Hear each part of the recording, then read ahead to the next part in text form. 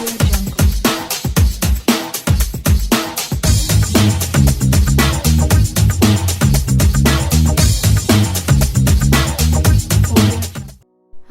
selamat siang. Bertemu lagi dengan saya Mita Asyita Rahmawati dalam mata kuliah Hukum Tata Ruang dan Pertanahan pada materi konsolidasi tanah.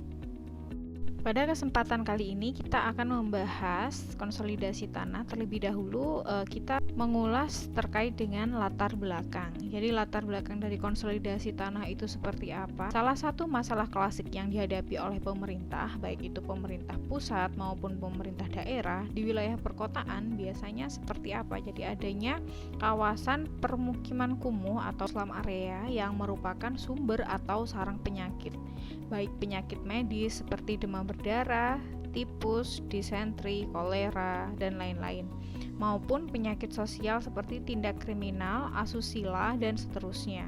Sedangkan di wilayah perdesaan seperti apa? Jadi kawasan pertanian tradisional yang apa adanya, miskin akan sarana dan prasarana fisik yang mendukung produksi sehingga pengolahannya inefisien dan hasil produksinya kurang optimal. Nah, seperti pada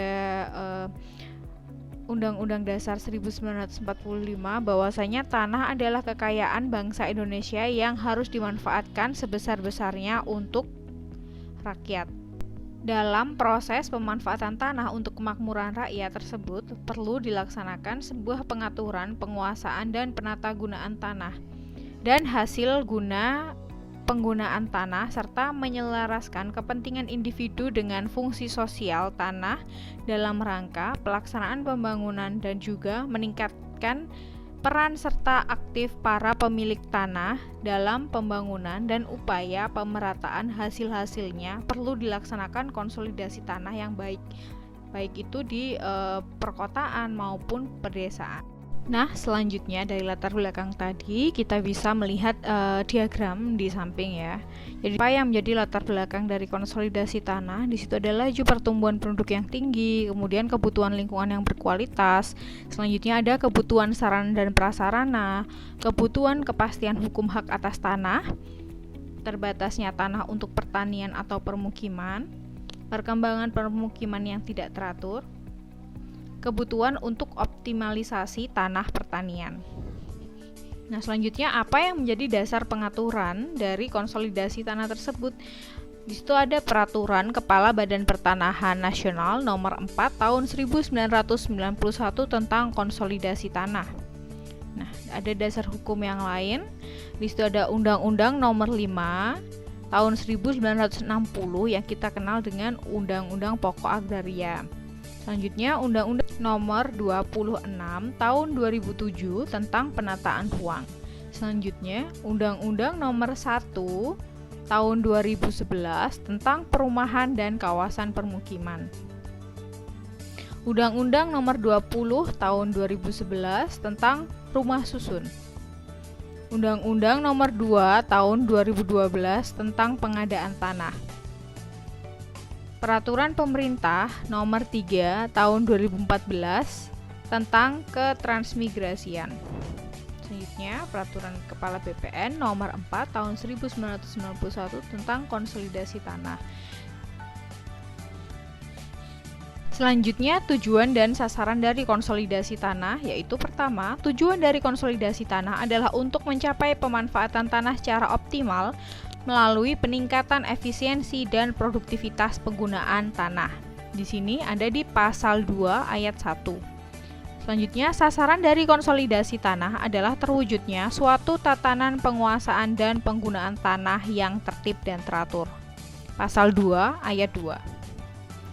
Nah, pengertian dari konsolidasi tanah itu adalah penataan kembali penguasaan, pemilikan, penggunaan, dan pemanfaatan tanah sesuai rencana tata ruang, sekaligus menyediakan tanah untuk pembangunan, untuk menjaga kelestarian lingkungan hidup dengan melibatkan partisipasi aktif masyarakat. Konsolidasi tanah dapat dilaksanakan pada tanah pertanian dan non-pertanian. Prinsip dari konsolidasi tanah adalah masyarakat menikmati langsung nilai tambah pembangunan di lokasi tanah mereka. Nah, selanjutnya untuk kerangka dasar konsolidasi tanah.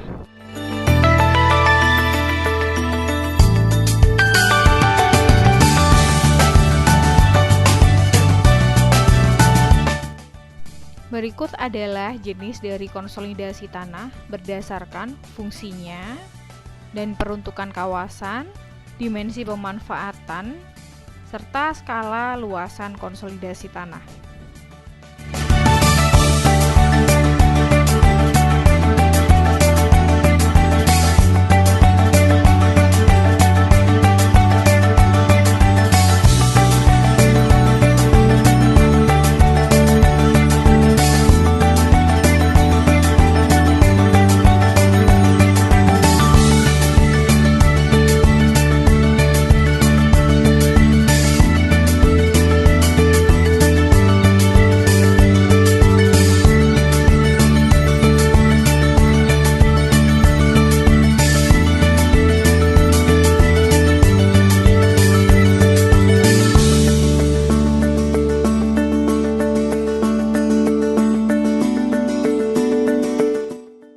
Selanjutnya adalah prinsip konsolidasi tanah. Jadi di sana ada kesepakatan masyarakat.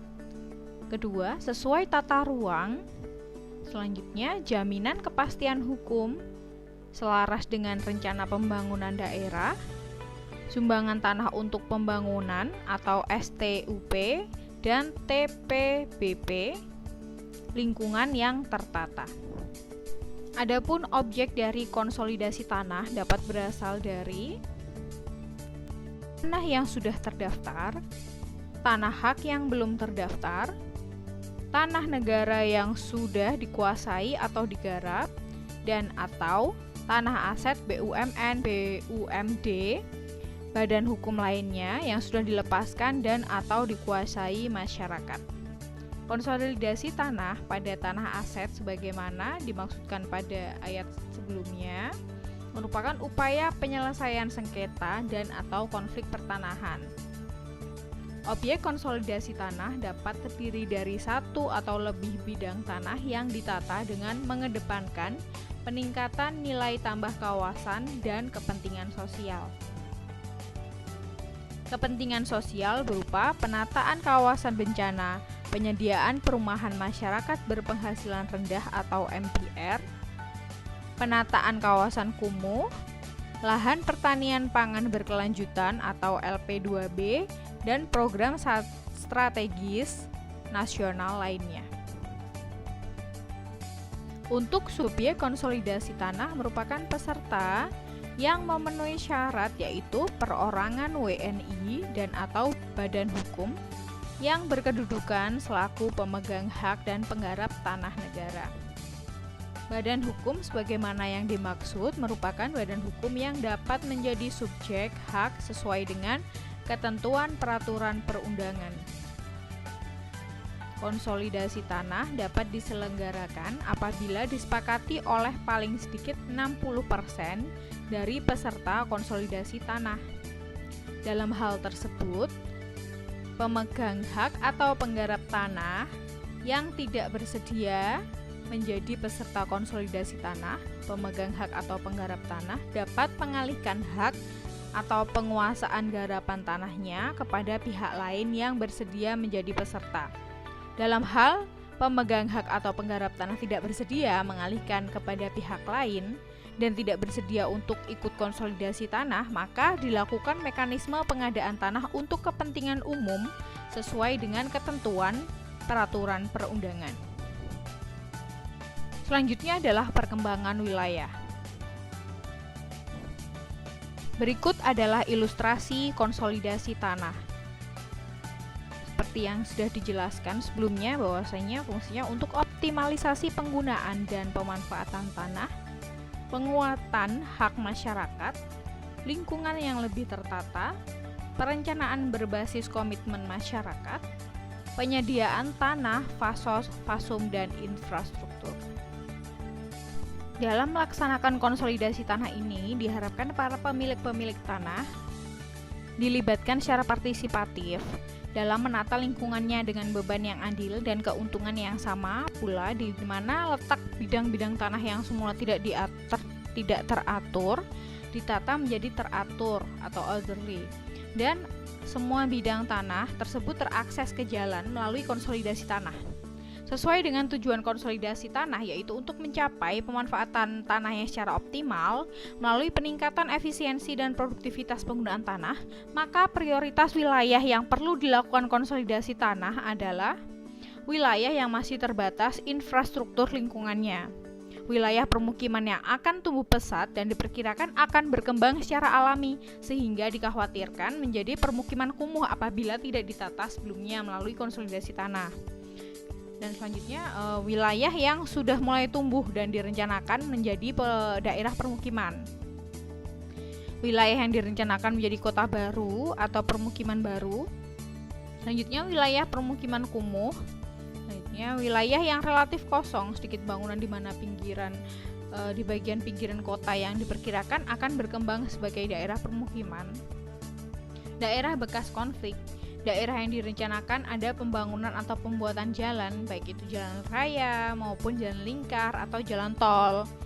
Nah, selanjutnya wilayah pertanian yang akan dikembangkan menjadi sentra produksi pertanian. Wilayah pertanian yang minim dengan infrastruktur pendukungnya. Wilayah yang potensial dapat memperoleh pengairan tetapi belum tersedia jaringan irigasi. Wilayah yang jaringan irigasinya telah tersedia tetapi pemanfaatannya belum merata. Dan yang terakhir, wilayah yang pengairannya cukup baik namun masih perlu ditunjang oleh pengadaan jaringan jalan yang memadai. Jadi secara garis besar, konsolidasi tanah dibagi menjadi dua kelompok besar, yaitu konsolidasi tanah perkotaan dan konsolidasi tanah pertanian. Namun kegiatan konsolidasi tanah sendiri lebih banyak dilaksanakan di daerah perkotaan karena menyangkut masyarakat pemilik tanah yang relatif lebih banyak dengan jumlah bidang tanah yang lebih besar dalam satu satuan luas kegiatan yang relatif lebih kecil. Penyelenggaraan konsolidasi tanah diawali dengan proses perencanaan, di mana pada proses tersebut ada penyusunan potensi objek konsolidasi tanah atau dokumen perencanaan. Selanjutnya, pada proses pelaksanaan ada penetapan lokasi, penyusunan desain, pemindahan desain, dan penerbitan sertifikat. Selanjutnya, pada proses pembangunan sarana dan prasarana dan pemberdayaan masyarakat, yaitu pembangunan dilaksanakan setelah tahap pemindahan desain, pemberdayaan setelah pelaksanaan selesai. Pada proses pemantauan dan evaluasi dilaksanakan secara berjenjang. Berikut adalah proses perencanaan pada konsolidasi tanah.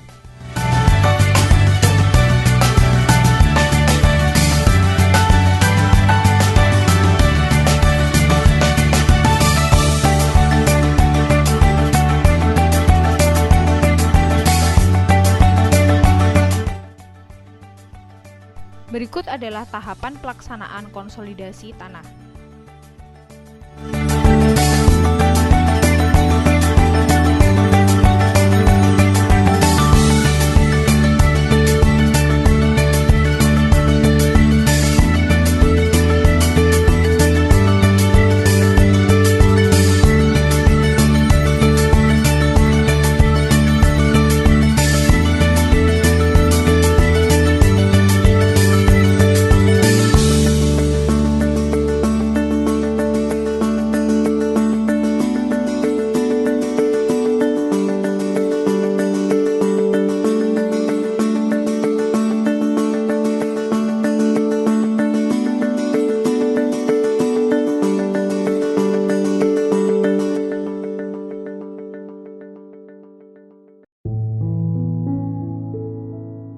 Secara fungsional, konsolidasi tanah dilaksanakan oleh Badan Pertanahan Nasional yang meliputi Kepala Badan Pertanahan Nasional, Kepala Kantor Pertanahan Provinsi, Kepala Kantor Pertanahan Kabupaten atau Kota, dan secara operasional, konsolidasi tanah dilaksanakan oleh instansi-instansi lain yang terkait dan masyarakat di bawah koordinasi gubernur untuk daerah tingkat 1 dan di bawah bupati atau wali kota untuk daerah tingkat 2.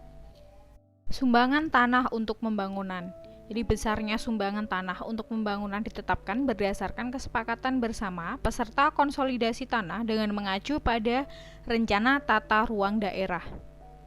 Peserta yang persil atau luas tanahnya terlalu kecil sehingga tidak mungkin menyerahkan sebagian tanahnya sebagai sumbangan tanah untuk keperluan, dapat mengganti sumbangan tersebut dengan uang atau bentuk lainnya yang disetujui bersama oleh para peserta konsolidasi tanah.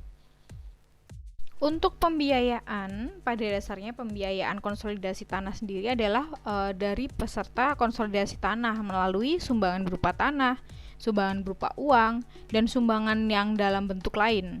Nah, sumbangan berupa tanah ini pada para peserta konsolidasi dilepaskan hak atas tanahnya atau garapannya kepada negara di hadapan Kepala Kantor Pertanahan setempat.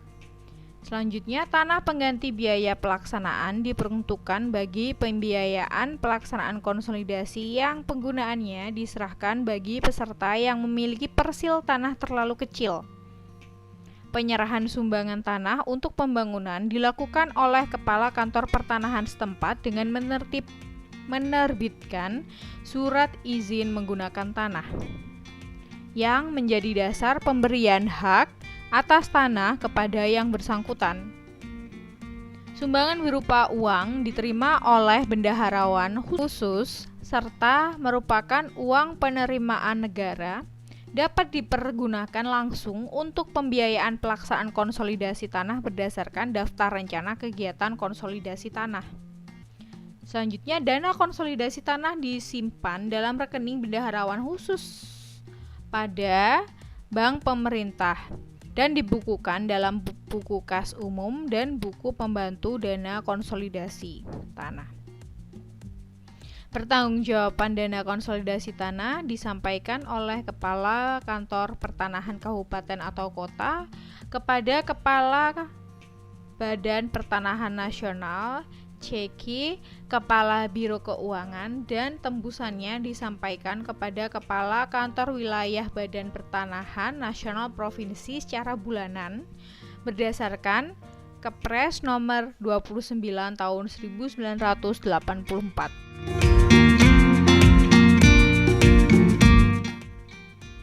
Nah, untuk penyelesaian hak atas tanah bisa saudara baca seperti teks berikut.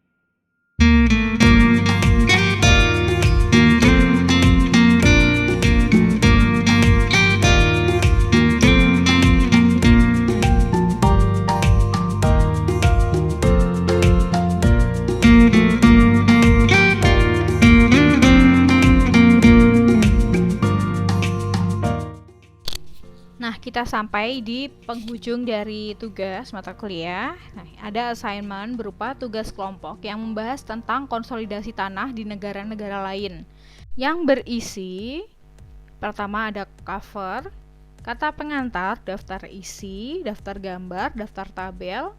Bab 1 yang berisi latar belakang, rumusan masalah, tujuan dan manfaat. Yang kedua, tinjauan pustaka. Bab ketiga, analisis yang berisi tahapan analisa, mind map atau diagram berpikir. Ada perencanaan, pada tahap perencanaan seperti apa, pelaksanaan, pembangunan sarana dan prasarana, serta pemberdayaan masyarakat. Dan ini opsional tergantung dari negara yang dipilih, apakah ada kelengkapan datanya. Selanjutnya pemantauan dan evaluasi. Dan yang bab 4 yaitu hasil dan pembahasan. Yang kelima, penutup, daftar pustaka serta lampiran. Jangan lupa nanti lampirannya diberi lokasi dan foto yang terkait dengan tempat yang dipilih dan pembagian tugas dalam kelompoknya seperti apa. Dan format filenya sudah ada di situ dalam bentuk PDF dan juga submit di mata kuliah HTRP dan juga submit juga di Microsoft Teams nanti di file, silahkan seperti itu. Saya akhiri. Assalamualaikum warahmatullahi wabarakatuh.